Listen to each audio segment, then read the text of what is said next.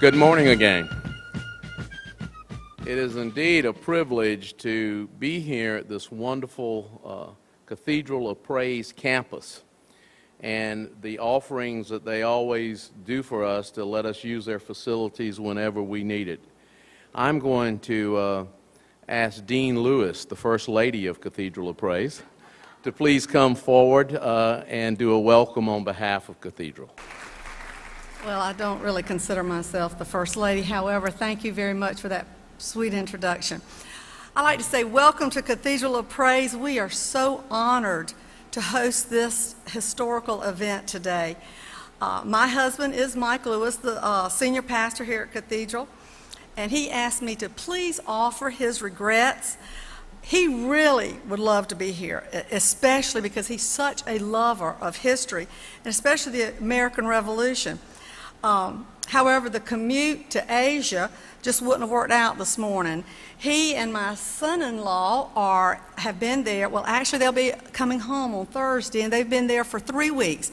They've been in Sri Lanka, Cambodia, Thailand, and they're working with a missionary family that we have for fighting for freedom and dignity continues across the world even today, just as we're celebrating today. I'm going to veer a little away from my notes for just a second to tell you who worked so hard to make this happen. I am the product of a historian father. I have read probably every marker in the state of South Carolina.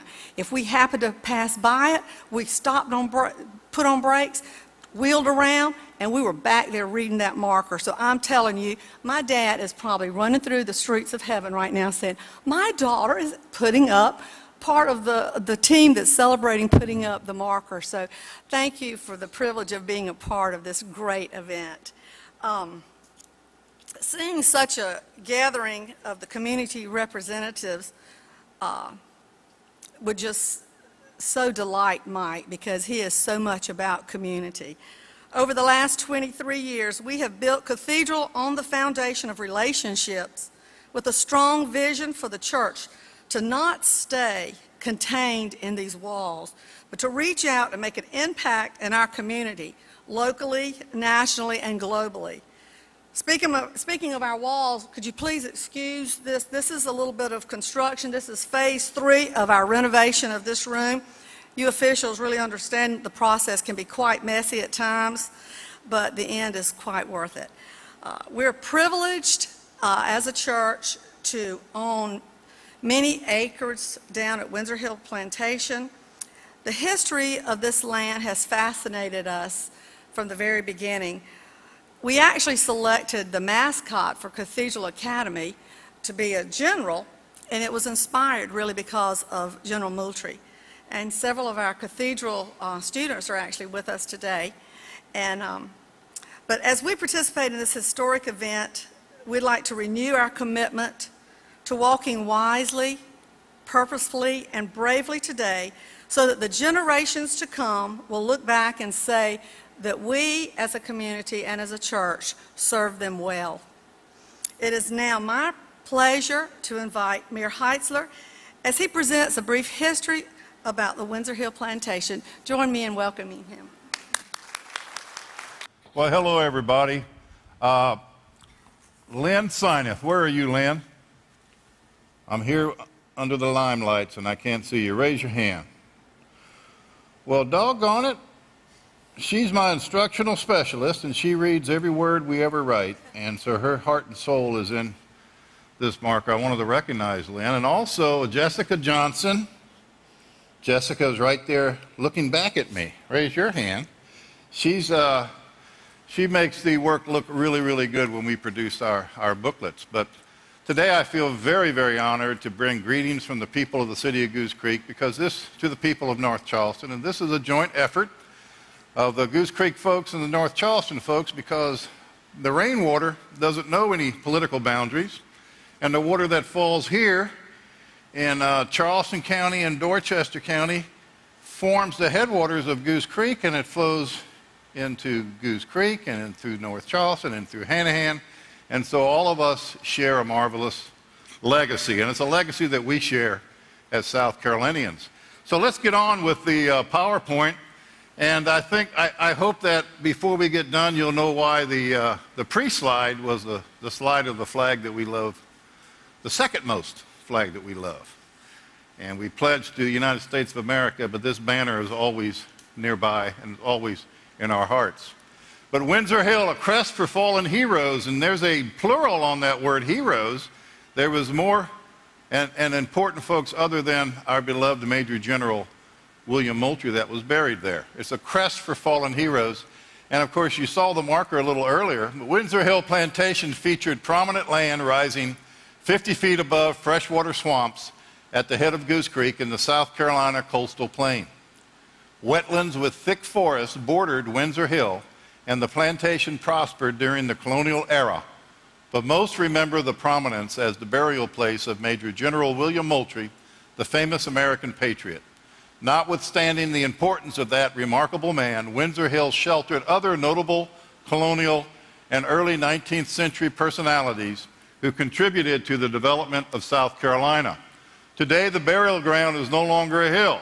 It's 1.3 miles that way is where the burial ground once was. The burial ground has been relocated, and the hill has been removed. Hundreds of thousands of tons of soil was taken from the hill to construct a section of I-26 back in the late 1970s. But the spirit of the hill and the souls that rested there is still here with us, and at this place where the rain fell last night and where we stand today. But a locus of homes convenient to the commercial centers of the robust city of North Charleston. Nonetheless, the ancient prominence recalls an earlier era and spiritually ascends above the modern world. Here is the watershed. The blue line is the Goose Creek watershed. It's about 65 square miles. And here we are today, right here. And Windsor Hill is here. And so you see where the watershed begins at the foot of Windsor Hill.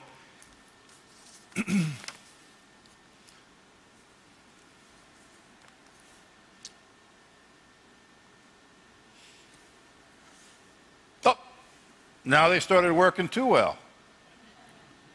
And here's an aerial photograph. Here we are today. And then the Goose Creek proceeds north. The water that falls here forms hundreds of thousands of little ponds and puddles and pools and rivulets, and then it gets named things like Pepper Hill Dam or Pepper Dam, McEwen, Windsor Swamp, and then it flows into a place called Blue House Swamp, and then past Ancrum Swamp and the Huckhole Swamp, and all of this is the headwaters of Goose Creek. It flows north, it flows down a very imperceptibly slow incline, less than 1 degree, and then finally turns east and then meanders all the way to Goose Creek. And here's even a better aerial photograph that shows where we're standing right today. We're down here, the burial place, and then the headwaters pool up. And so you see how we share the saga, the legacy of Goose Creek. The people and the place is shared by North Charleston, Goose Creek, hand in hand, and it finally empties into the Cooper River above Charleston Harbor.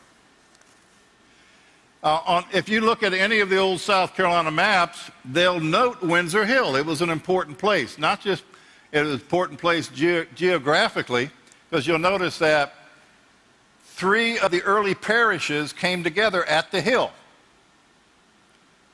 Because you don't divide up your watershed when you allocate property, and then when you draw political boundary lines, you try not to divide personal property. So we end up following property lines around the hill, and we have St. George Dorchester, St. Andrews Parish, and the St. James Goose Creek Parish come together at this spot, and we know as Windsor Hill.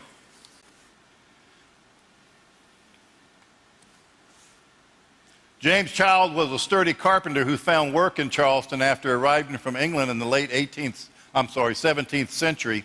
He purchased a lot in town, but coveted the rich lands that stretched along the slow creeks and rivers flowing within a few hours' walk of his hometown. Thus, he applied to the colonial governor in Charleston for a land grant. The Lord proprietors awarded the original 500-acre grant at Windsor Hill to James Child, in 1701. You can see that he got into the rice business. By mid-century, rice was by far the greatest export after deerskins and indigo and all these other items. So rice was big business. He got into the business of clearing the wetlands and reserving the water and using the waters here for irrigation and for weed control. So after the first year, the successful farmer put his labor force to work clearing the swamps of his towering trees and thick underbrush. He embanked the wetlands and planted the cleared damp ground. After 4 successful seasons, he appealed to the governor for 300 additional acres where he expanded his productive rice fields. That's what it looked like, and the land was turned into productive agricultural grounds, and people made fortune. That is a photograph of Goose Creek, believe it or not. Benjamin and Hannah. James Child devised all of the 800-acre estate, including the cabin and outbuildings, to his oldest son, Benjamin. The son resided at Windsor Hill his entire life, improving the settlement and expanding the rice lands with his bride, Hannah Elliott.